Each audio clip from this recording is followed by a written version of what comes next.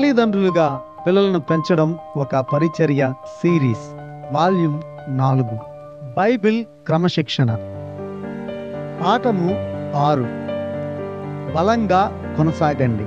పిల్లలందరూ ముఖ్యంగా యుక్త వయస్కులు వైఖరిని తారుమారు చేయడం లేదా ప్రతీకారంగా ఉపయోగించడంలో ప్రయోగాలు చేస్తారు.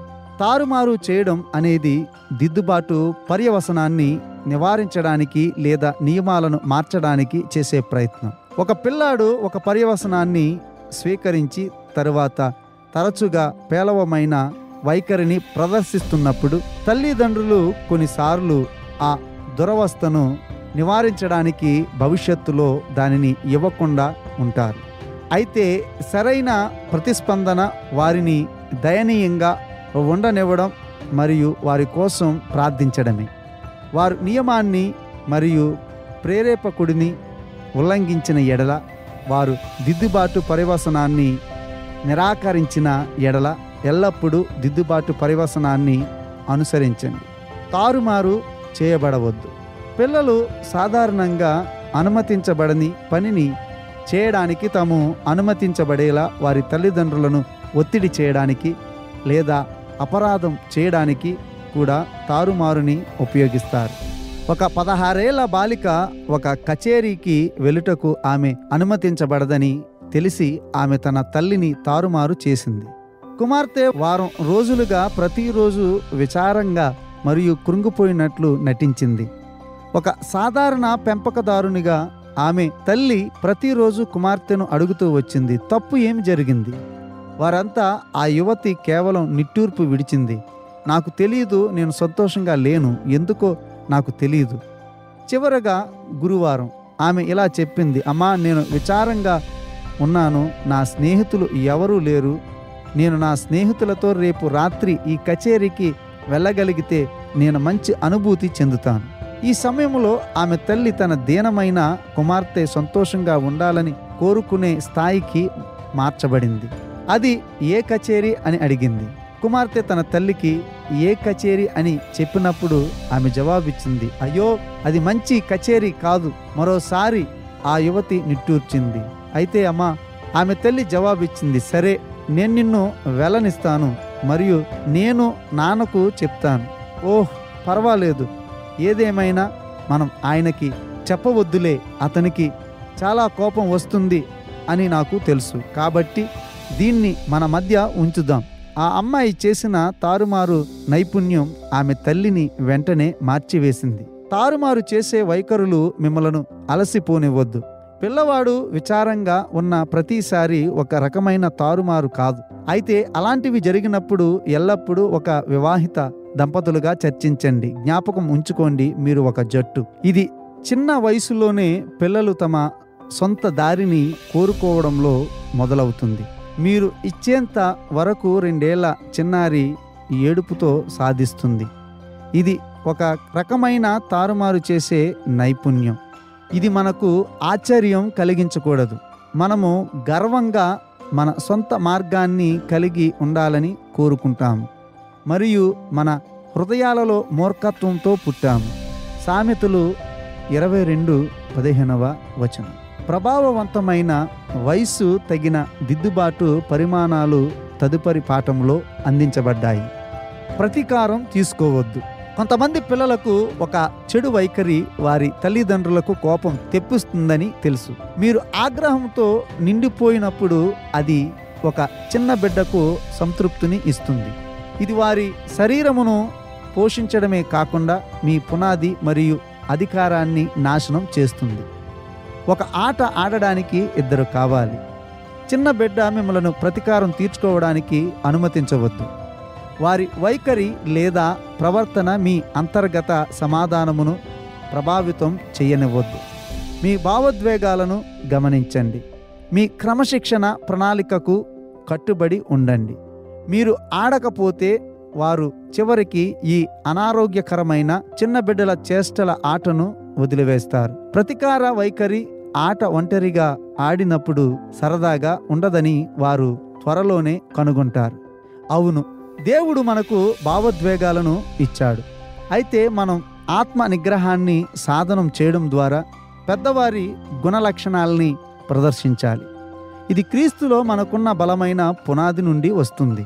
మీ పిల్లలు తారుమారు నైపుణ్యం మీకు కోపం తెప్పించేలా మీరు అనుమతిస్తుంటే మీరు గట్టి నేల మీద లేరని మరియు మీరు బలమైన పునాది మీద లేరని మరియు మీ దేవుడు బలహీనంగా ఉన్నాడని మీరు వారికి చూపిస్తున్నారు. వారు కేవలం ఒక వైఖరిని అదుపు చేయగలరు మరియు మీరు బయటకు పడతారు. మీరు పాపాత్మకమైన మరియు బలహీనమైన గుణమును ఉదాహరించినప్పుడు వారు మీ భావోద్వేగ తీగలను లాగి మరియు కోపంతో లేదా ప్రతీకారంతో వారి పట్ల ప్రతిస్పందించేలా చేసినప్పుడు వారు ఉన్నతంగా ఉన్నట్టు భావిస్తారని తెలుసుకోండి. పిల్లల వైఖరికి దేహంలో ప్రతిస్పందించడం మీ అధికారాన్ని క్షీణింపచేస్తుంది. బలహీనుడైన దేవుణ్ణి కలిగి ఉన్న బలహీన నాయకుడిని ఎవరు అనుసరించాలని కోరుకోరు. మీకు బలహీనమైన దశ సారథి ఉంటే అతనిని అనుసరించడానికి మీకు కోరిక లేదని సాయుధ దళాలలో ఉన్న ఎవరైనా అర్థం చేసుకుంటారు. పిల్లలు భిన్నంగా లేరు. ఒక పిల్లవాడు మీ అంతర్గత సమాధానమును నియంత్రించగలిగితే మరియు వైఖరిని కలిగి ఉండడం ద్వారా మీకు కోపం తెప్పించగలిగితే మీరు సేవించే మరియు విశ్వసించే దేవుణ్ణి విశ్వసించడానికి వారు ఇష్టపడరు. శిక్షణకు విరుద్ధముగా ప్రతీకారం. పర్యవసనాన్ని ఇస్తున్నప్పుడు మీరు ప్రతీకార హృదయముతో ప్రేరేపించబడ్డారా? అది మీ పిల్లలకు తెలుస్తుంది. ఇది పాపాత్మకమైనది, స్వార్థపూరితమైనది మరియు అపరిపక్వమైనది. ఏయ్, నువ్వు మళ్ళీ అది చెయ్యి బస్టర్, నేను నీ జీవితాన్ని నాశనం చేస్తాను. లేదా నీవు దానిని మరలా లాగడానికి ప్రయత్నిస్తే నీవు ఒక నెల వరకు ఎక్కడికి వెళ్ళవు అని మనం చెప్పినప్పుడు అది తర్ఫీదు కాదు, అది ప్రేమ కాదు. ప్రతీకారంతో స్పందించడం మీరు అమలు చేయడానికి ప్రయత్నిస్తున్న పూర్తి ప్రణాళికను వక్రీకరిస్తుంది. ప్రతీకారం తర్ఫీదు ఇవ్వదు, ఇది పిల్లలకు ధిక్కరించేలా చేస్తుంది. తల్లిదండ్రులు మరియు పిల్లల మధ్య విభజనను కలిగిస్తుంది మరియు మీ ప్రభావాన్ని నాశనం చేస్తుంది. పిల్లలు తాము చేయడానికి అసహ్యించుకునే పనులను చేయమని చెప్పడం ప్రతీకారం అవుతుంది, తర్ఫీదు కాదు. మీ కుమారుడు నేనిక మీదట వాదించను అని 500 సార్లు వ్రాయమని బలవంతం చేయడం, అతడు అలా చేయడం ఇష్టం లేనందున దానిని చేయకుండా ఉండడం తర్ఫీదు కాదు, ఇది ప్రతీకారం. అదేవిధంగా చాలామంది తల్లిదండ్రులు చెబుతారు, నా కుమార్తె ఫోను ఆమెకు ప్రాణం కాబట్టి ఆమె ఏదైనా తప్పు చేసి ప్రతిసారి నేను ఆ ఫోనును తన నుండి తీసివేస్తానని బెదిరిస్తే ఆమె చక్కగా ప్రవర్తిస్తుంది. మళ్ళీ చెబుతున్నాను, అది ప్రతీకారం, తర్ఫీదు కాదు. మీరు మరియు మీ పిల్లలు కొంతకాలంగా ఈ పాపపు ఆటను ఆడుతూ ఉంటే మీ ఇద్దరికీ చెడు అలవాటు నుండి బయటపడడానికి కొంత సమయం పట్టవచ్చు. ఓపికగా ఉండండి. 1 కొరింథీ 13:4 మార్గాన్ని కొనసాగించండి మరియు ప్రభువు విజయాన్ని తెస్తాడు. మీ పిల్లల చెడు వైఖరి మీపై అరవడం, చెడ్డ పదాలను ఉపయోగించడం, గోడను తన్నడం లేదా తలుపు కొట్టడం వంటి చెడు ప్రవర్తన ఎంపికలోని మారినట్లయితే ఆ ప్రవర్తన విషయంలో ముందుగా నిర్ణయించిన పర్యవసనం ద్వారా అనుసరించండి. అయితే అతని వైఖరికి ప్రతిస్పందించవద్దు. మన పిల్లలకు తర్ఫీదు ఇవ్వమని వారి చిన్నతనపు ఎంపికలు మరియు తెలివి తక్కువ ఎంపికలకు ప్రతిస్పందనగా గాయపడకూడదని ప్రభువు మనకు ఆదేశించాడు. మన ఆలోచనలు వారితో సరిపెట్టుకోవాలని చూసినా లేదా మనం అడిగినవి చేసినందున వారిని ఏదో విధంగా బాధ పెట్టాలని చూసినా అప్పుడు అది మన సమస్య అవుతుంది. ప్రభువు మనకు ఈ పిల్లలను ఇచ్చాడు మరియు కొన్నిసార్లు చేయడం కష్టమైనప్పటికీ ఆయన కోరుకున్న విధంగా మనం వారిని పెంచాలని ఆయన ఆశిస్తున్నాడు. ఈ విషయంపై గట్టి అవగాహన పొందడానికి అనుబంధం క్రమశిక్షణ ప్రవర్తనను పూర్తి చేయండి. కార్యాచరణ ప్రణాళిక. మీ పిల్లలకు పర్యవసనాలను ఇచ్చేటప్పుడు మీకు తప్పు ఉద్దేశం ఉంటే పశ్చాత్తాపపడి మీ బిడ్డ మరియు ప్రభువు నుండి క్షమాపణ అడగండి. ప్రణాళికకు కట్టుబడి ఉండండి. ప్రభువు కోరుకున్న విధంగా మన పిల్లలకు తర్ఫీదు ఇవ్వడం అంటే మనం ఆయన ప్రణాళికను అనుసరించడం అని అర్థం. ప్రేమపూర్వక వాతావరణం, సరైన నియమాలు మరియు ముందుగా నిర్ణయించిన దిద్దుబాటు పరిమాణాలు. వారు తిరుగుబాటు చేస్తే ప్రేరణ, శిక్ష మరియు స్థిరత్వాన్ని మనము అందించాలి. ఈ ప్రక్రియ న్యాయమైనది. కోపం గాని లేదా ప్రతీకారంతో గాని ఇది ప్రేరేపించబడదు మరియు పిల్లల స్వభావాన్ని పరిణతలోనికి మారుస్తుంది. ప్రేమతోనూ దేవునికి మన విధేయతతోనూ పిల్లలు ప్రేరేపించబడాలి. స్వార్థం, కోపం లేదా ప్రతీకారం తీర్చుకోవాలనే కోరికతో కాదు. 1 కొరింథీ 16:14 నేను చిన్న వయసులో ఉన్నప్పుడు నేను కోరుకున్నవి జరగనప్పుడు నా ఊపిరిని బెగబెట్టేవాడిని. చివరికి నేను ఊదా రంగులోకి మారిపోయేవాడిని. అప్పుడు నా తల్లి నా కోరికలకు లొంగిపోయేది. ఒకానొక సమయంలో నా తల్లి శిశు వైద్యునిని సంప్రదించింది. ఆయన నా తారుమారు ప్రవర్తనను గమనించి ఆ వైద్యుడు ఆమెకు చెప్పాడు, ఏమీ చేయవద్దు, పిల్లవాడిని విడిచిపెట్టండి. నిజానికి నేను బయటకు వెళ్ళిపోతానేమోనని మా అమ్మ భయపడింది. కొన్ని రోజుల తర్వాత మా మంచి సండే స్కూల్ దుస్తువులతో సంఘము నుండి మేము ఇంటికి వచ్చాము. నా సహోదరులు వీధిలోనికి పరిగెత్తారు. నేను కూడా పరిగెత్తాలనుకున్నాను. అయితే నా తల్లి చెప్పింది, వద్దు క్రైగ్, నీ బట్టలు మార్చుకో. ఆ కారణంగా నేను నా ఊపిరిని బిగబెట్టాను. మా అమ్మ కారు దగ్గర నిలవబడి నన్ను గమనిస్తూ ఉంది. చాలా త్వరగా నేను ఊదా రంగులోనికి మారడం ప్రారంభించాను. ఊగిసలాడడం ప్రారంభమయ్యింది. నేను క్రిందకి చూశాను. ఒక అడుగు గడ్డి మీద ఉంది. నేను ఎటువైపునకు పడిపోవాలో అని నా మెదడు ఆలోచిస్తూ ఉందని మా అమ్మ చూసింది. అయితే నా మెదడు దానిని గుర్తించక ముందే నేను పడిపోయాను. ఊహించండి, నేను ఎటువైపు పడ్డానో? అవును, గచ్చు నేల మీద పడ్డాను. ఆ తర్వాత నేను ఎప్పుడు ఊపిరి బిగపట్టడం చెయ్యలేదు. మీ పిల్లలను వారి కదలికల ద్వారా వెళ్ళనివ్వండి. మీ 2 ఏళ్ల పిల్లవాడు ఏమైనా ఒక బంతిని క్రింద పడవేసి దాని చుట్టూ దొర్లుతూ ఉన్నట్లయితే మామూలుగా అతనిని అడగండి, అలా చేయడం నీకు సంతోషంగా ఉందా? ఆ చిన్న బిడ్డ గోడలను తన్నుతూ ఉన్నట్లయితే అతనికి జ్ఞాపకం చేయండి, నా గోడలను తన్నవద్దు, గట్టిగా అరవవద్దు మరియు చెడ్డ మాటలు చెప్పవద్దు. వాడు ఆ విధంగా చేసినట్లయితే ఇలా చెప్పండి, అది చాలా తక్కువ ఎంపిక, నువ్వు కొంచెం బాధపడుతున్నావని నాకు అర్థమైంది. ప్రియమైన బిడ్డ, జ్ఞాపకం ఉంచుకో, అది అగౌరవమైన పని. ఇదిగో నీకు ముందుగా నిర్ణయించిన దిద్దుబాటు పరిణామం. వారి విషయంలో మీరు బాధపడడం లేదని వారికి తెలిసినప్పుడు, మీరు బంతిని తిరిగి అందించినప్పుడు వారు చివరికి ఆ విధంగా చేయడం ఆపివేస్తారు. ఒక జట్టుగా ఉండండి. 3 ఏళ్ల పిల్లాడిలా బంతులు విసిరి వేస్తున్న ఒక 13 ఏళ్ల అమ్మాయి నా కార్యాలయానికి వచ్చింది. ఆమె తల్లిదండ్రులు ఇలా చెప్పారు, మా అమ్మాయి ఎంత కష్టపడుతుందో మీకు అర్థం కావడం లేదు. ఆమె తన మాట నెగ్గకపోయినప్పుడు అన్ని సమయాలలో ఈ బంతులను విసురుతూ ఉంటుంది. ఈ ప్రవర్తన తన తల్లిని బాగా ఇబ్బంది పెడుతుందని ఆ అమ్మాయికి ఖచ్చితంగా తెలుసు. మైండ్ గేమ్స్, ఎదుటి వ్యక్తిని ఇబ్బంది పెట్టే మనస్సు ఆటలు, తారుమారు చేసే వైఖరి సంవత్సరాలుగా కొనసాగింది.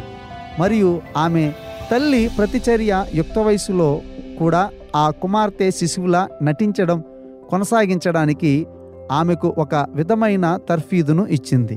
ఆమెను ఆపడానికి ఆమె తండ్రి ఎప్పుడూ ముందుకు రాలేదు. దాని విషయం తాను పరిశోధించడానికి అనుమతించమని అతడు చాలా కాలం క్రితం తన భార్యకు చెప్పే ఉంటాడు.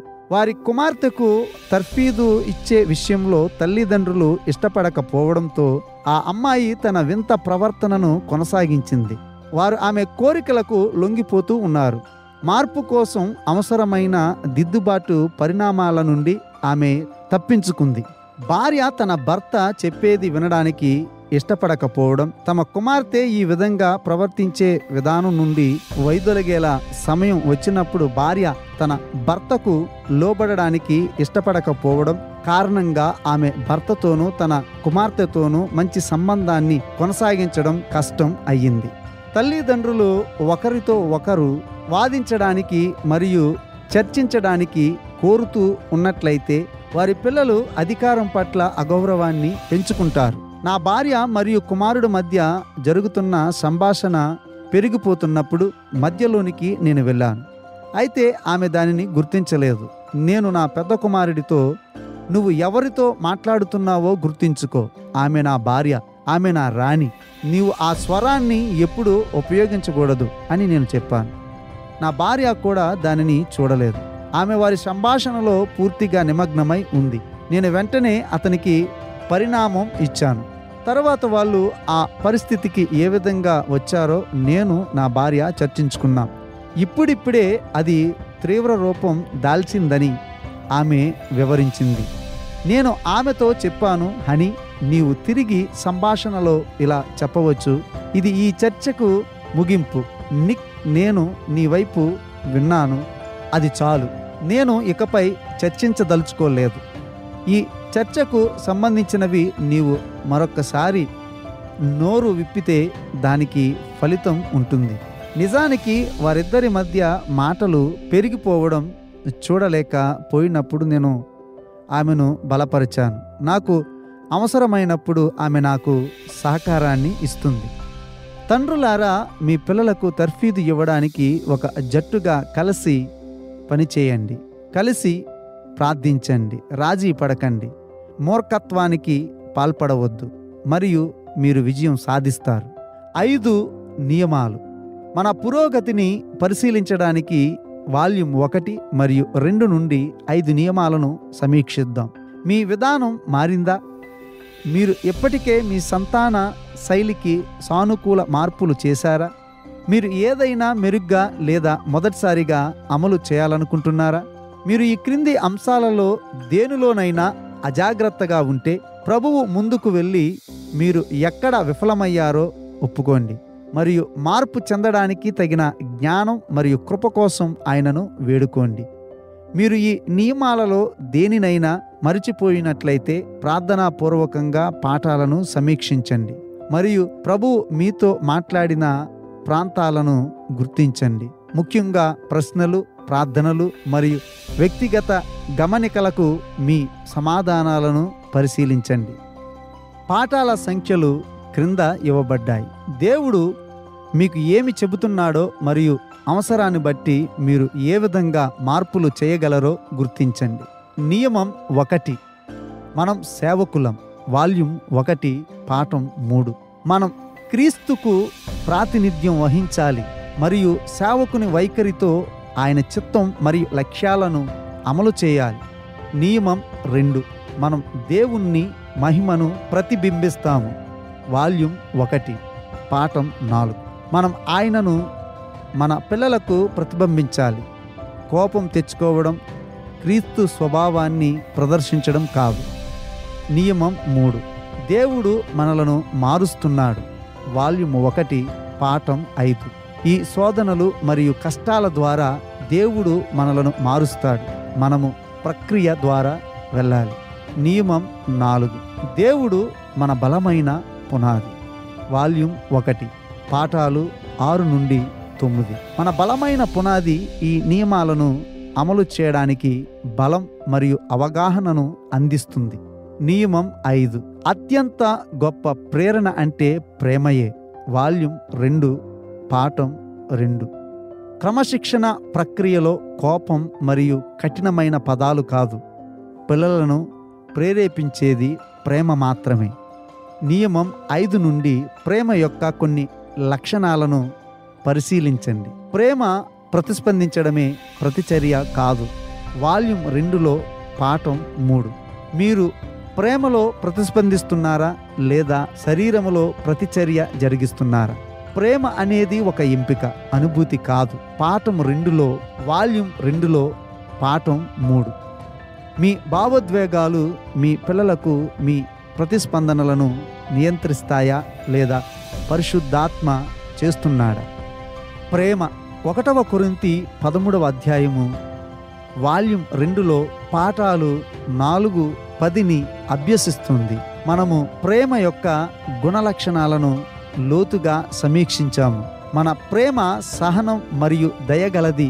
వారి మూర్ఖమును బట్టి కలత చెందదు మరియు కోపముగా ఉండదు. మీరు ఏ ప్రేమ లక్షణాలను మెరుగుపరుచుకుంటున్నారు మరియు మీరు ఏ ప్రేమ లక్షణాల కోసం కృషి చేయాలి? ప్రేమ వివిధ కాలాలలో సహిస్తుంది. వాల్యూమ్ 2లో పాఠాలు 10 మరియు 13. యుక్త వయస్సుతో సహా జీవితంలోని వివిధ కాలాలలో మనం వారిని ప్రేమించాలి. మీ పిల్లల పట్ల నిర్దిష్టమైన ప్రేమ లేని ప్రవర్తనలు చూపడం మానివేయడానికి ఆయన అనుగ్రహం కోసం దేవునికి ప్రార్థన చేస్తూ దానిని ఇక్కడ రాయండి.